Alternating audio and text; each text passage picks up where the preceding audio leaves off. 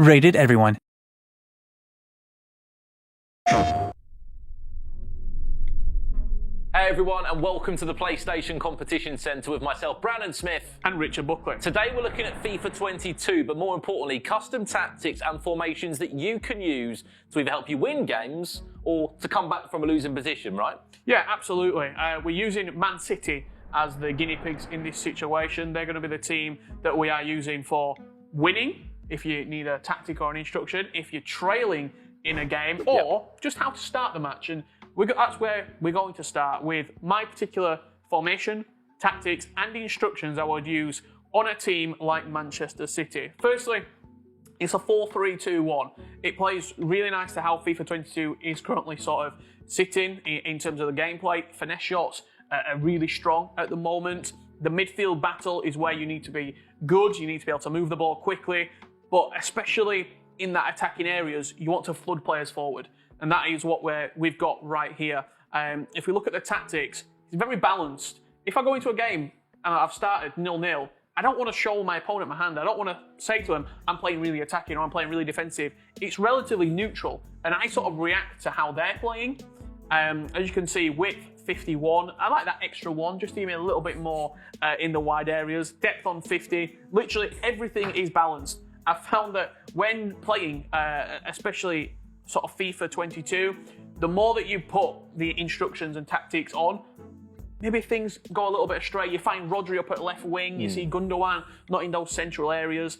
The only big change that I've made, which I know a lot of the pros are using, and me personally, I've had really good success with this on Ultimate Team, fullbacks on stay back or attacking. However, a new instruction this year in FIFA 22 is the defensive positioning. You can either have it on step up or on stick position. I use both centre-backs on step up. This means that they will attack the ball. They'll step up and try and get in front of the central striker, nick the ball off his toe. It means that your defence isn't dropping deep, not allowing finesse shots to be sort of had freely from your opponent, and you can really press the opposition higher up the pitch. And that surprises me as well because, you know, you've got balance. There's so many ways you can change your team around with custom tactics and player instructions. So if you're in a winning position, surely you're changing things, right? We certainly are, and that's why we're going to a 4-2-3-1. Very defensive formation. This could be an attacking formation. This could be your normal formation. However, the thing that makes it defensive is the tactics. And look,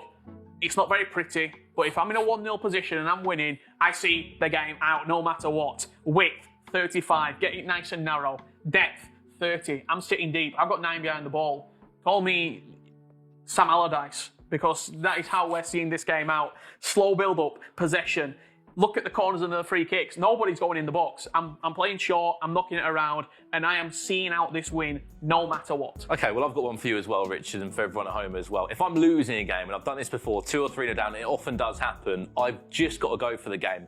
Into my sort of custom tactics that I go for, it's a case of constant press from the get-go. Everybody's forward with the bars sort of going through the roof completely. You can see this now, 85 depth. Everyone's going for the ball. Fast build-up. Basically, everyone's in the box, and the press is relentless. You cannot get out of it. And in terms of the little player instructions, for me, it's a case of, you know, Mahrez, Jesus, they've got to stay forward, they've got to stay up on that top of the field. Cancelo and Grealish, stay wide and stay high. And for me, that's a formation that often works. And between us, Richard, we've been able to find 3 different ways to play FIFA 22 to help you guys at home, depending on what position you are in a game of FIFA 22 this year.